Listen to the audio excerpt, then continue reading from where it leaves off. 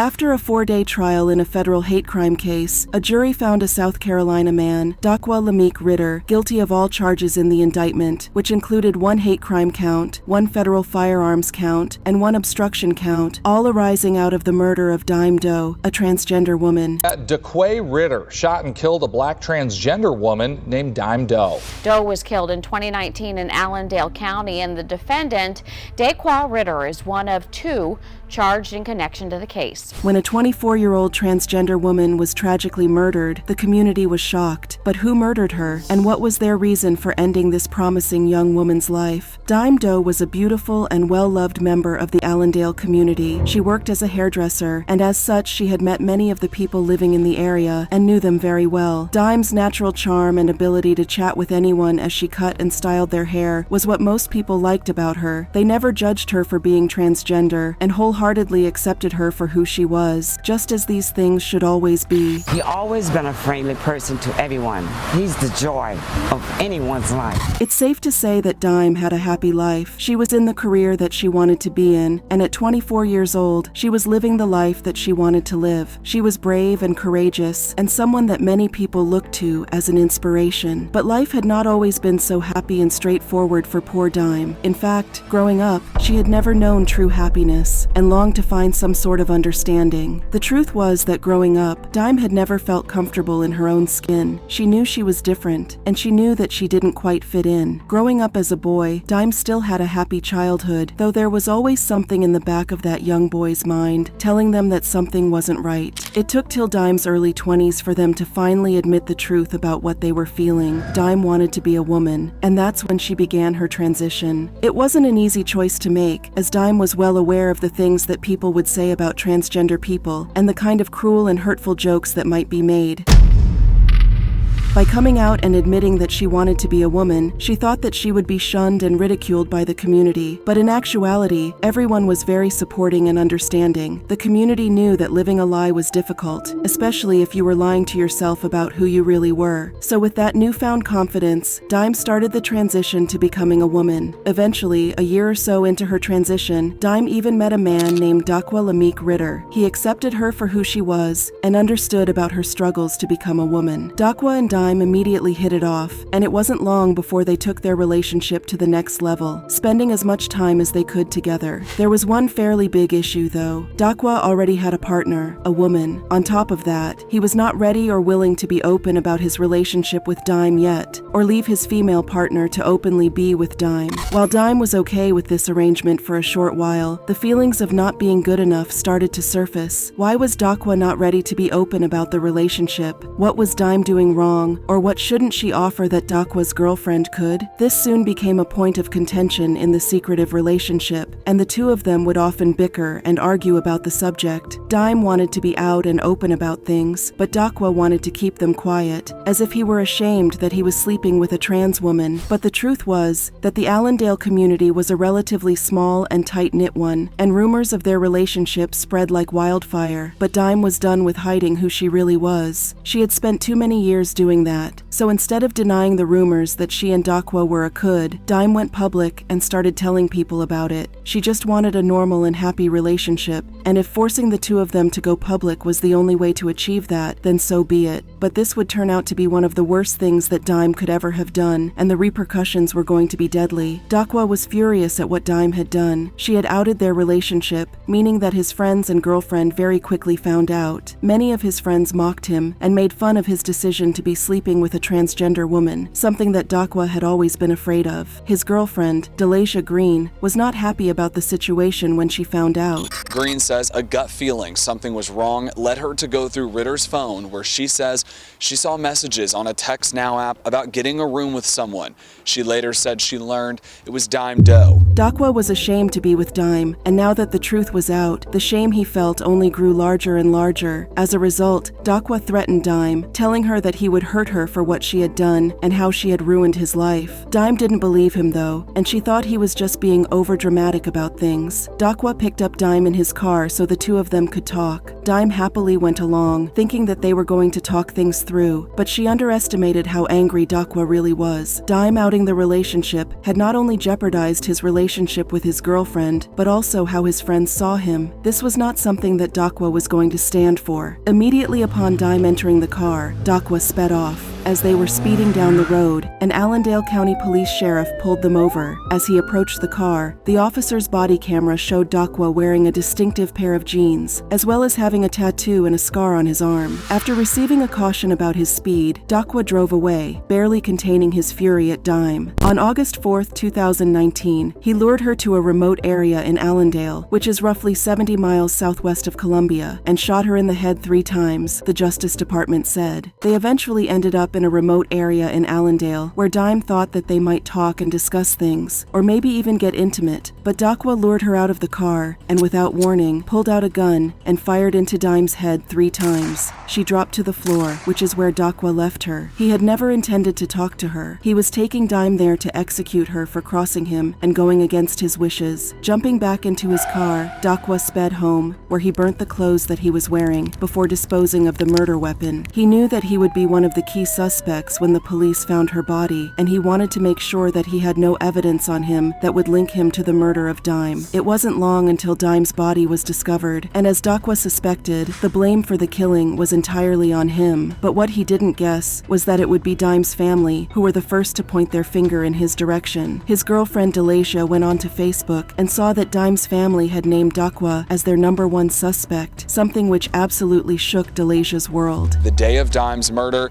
her sister called her to check Facebook. That's where she saw posts from Dime's family saying Ritter murdered her. And Nick, I understand Ritter's girlfriend said that he was acting strange after the murder. Delasha was confused and hurt and wanted answers, so she immediately picked up her phone and called Dakwa. He was acting normal, but Delasha knew something was off. He denied having anything to do with the murder, and he kept repeating that. She couldn't quite put her finger on what the issue was, but she had a feeling deep inside that something wasn't right, something which only fueled her desire for answers. But there was no one more devastated about Dime's death than her family. Their world was shattered when they found out what had happened. They immediately wanted to know what had happened to Dime and who was responsible, and knowing that Dakwa was seeing Dime, it made sense that the main suspect should be him, and that's exactly what the family told the police. The FBI Columbia Field Office investigated the case with the assistance of the South Carolina Law Enforcement Division, Allendale County Sheriff's Office, and Allendale Police Department. It wasn't long until the Sheriff's Department were involved, but the case started to draw lots of media attention, and soon enough, local law enforcement were joined by many other departments, including the FBI. They wanted to be thorough with this case and see that justice was served in a fair and measured way, but the authorities seemed anything but quick to jump into action. The investigation was slow to start and seemingly did not progress at a fast pace at all. Just wonder why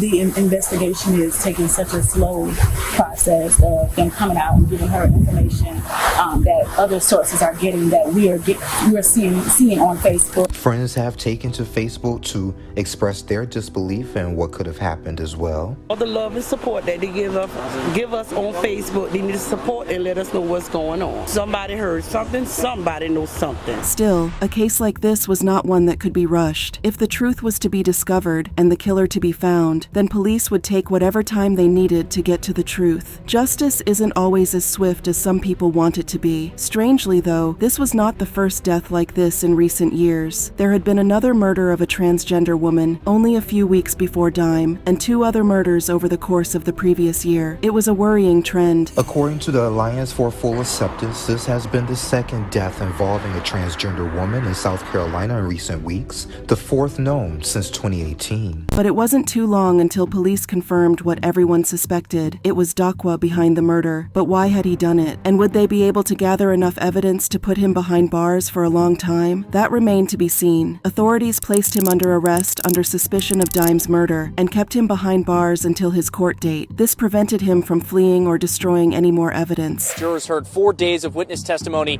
and saw nearly 100 pieces of evidence, including pieces of 2 interviews of the defendant with state and federal law enforcement, where he's accused of lying to investigators about seeing the victim the day of the killing. In court, the prosecution lined up its case and started to lay out why they believed that it was Dakwa that had killed Dime. They went through each piece of evidence, questioning him as to his relationship with Dime, as well as his movements and whereabouts on the day that she was murdered. But one of the key witnesses for the prosecution was Dakwa's now ex-girlfriend, Delacia. She was asked what happened when she confronted Dakwa at her own home and how he reacted when she brought up the prospect of him being the one who murdered Dime. Days later, he showed up at her home and she asked him whether he'd killed Dime Doe. Green says Ritter didn't say yes or no, just smirked and dropped his head. It was shortly after that the two of them broke up and their relationship ended, but the defense were quick to jump on this face, saying that Delacia was trying to get Dakwa in trouble as a way of punishing him for what he did to her. The defense made out Delacia to be some kind of jilted lover, jealous that her boyfriend had been seeing a transgender woman while he was still dating her. That really wasn't the truth, though. Another key witness was one of Dakwa's friends, who saw something extremely strange and concerning on the same night of the murder. It was something weird enough to stick in their mind, and then they were called to the stand. They made sure to tell the whole truth and relay what it was that had caused them so much alarm. He testified that he saw Ritter at a burn barrel that was in the neighborhood trying to dump something into that burn barrel, which he thought was the clothes that he was wearing earlier that day. He also says the following day, Ritter came up to him and asked him to discard something which he believed to be a handgun. Once again, the defense were quick to try to poke holes into this witness's story, making him out to not be credible, and for whatever he said to be unbelievable. They also tried to make out that Dakwa and the witness were not friends, and that he would never have asked an absolute stranger to do such a thing. But the final decision was down to the jury, a decision that they were not going to take lightly at the end of the arguments. But what about Dakwa? What did he have to say in all of this? Well, he asserted that not only did he not kill Dime, but that he did not even see her that day. He was adamant that the two of them had never met up, and that it couldn't have been him that had shot her, execution style. And after the murder, the government says he took steps to cover it up, destroying evidence, burning clothes, hiding the murder weapon, lying to law enforcement, and encouraging his friends not to talk about what they knew. Another bit of evidence that pointed towards Dakwa's guilt was the fact that he tried to hide his tracks and get rid of all traces of him being involved with Dime's murder. He methodically disposed of as much evidence as he could, something that undoubtedly slowed down the investigation and was an obstruction of justice. But there was one bit of evidence that would absolutely cast doubt on everything that Dakwa had said and plunge his innocence even further into doubt. The police sheriff who pulled Dakwa over for speeding was called to the witness stand, and no one could deny the fact that his body cam footage showed not only Dakwa wearing the same set of clothes that he had been seen burning, but also Dime in the car. This not only put Dakwa and Dime in the same place at around the same time of her murder, but it also ruled out the defense's insistence that he had an alibi to cover for him. But what about motive? Why had Dakwa murdered Dime in the first place? Well, the prosecutors had a fairly strong suspicion that they shared in court. Prosecutors argue that Ritter killed Dime to stop word of their intimate relationship from spreading in the small, tight-knit community. The argument made absolute sense. No one could deny that Dakwa was infuriated by Dime revealing details of their relationship to other people, and he didn't want others to judge him for his sexuality. He was also angry that the revelation would negatively affect his relationship with his girlfriend, who was the mother to his child. Dakwa had a lot of motives and reasons for wanting to silence Dime, but would the mountain of evidence be enough to prove that it was Dakwa who killed Dime without any shadow of a doubt? As the jurors went away to begin their deliberations, Dime's family and friends held their breath, hoping justice would be served.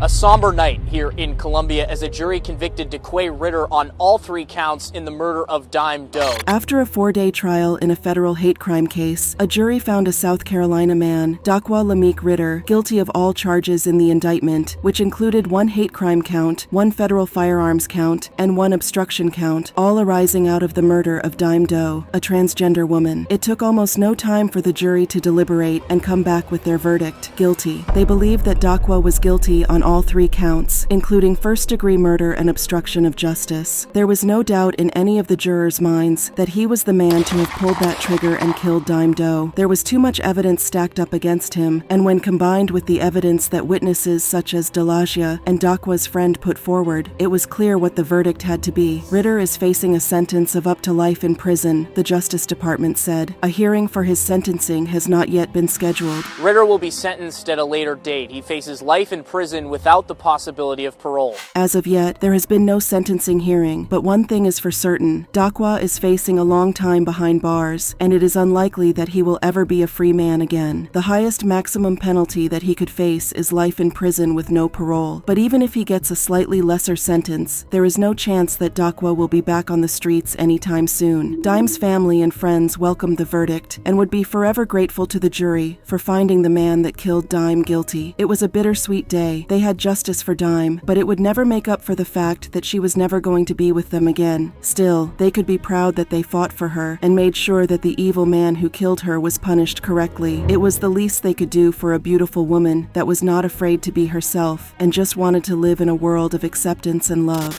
This case stands as a testament to our committed effort to fight violence that is targeted against those who may identify as a member of the opposite sex, for their sexual orientation, or for any other protected characteristic. So now it's over to you. Why do you think Dakwa murdered Dime Doe? And why do you think there have been quite a high number of transgender women being murdered recently? As always, we love to hear from you, so be sure to leave your thoughts and opinions in the comments section down below. Please give us a like and a subscribe, and as always, thanks for watching.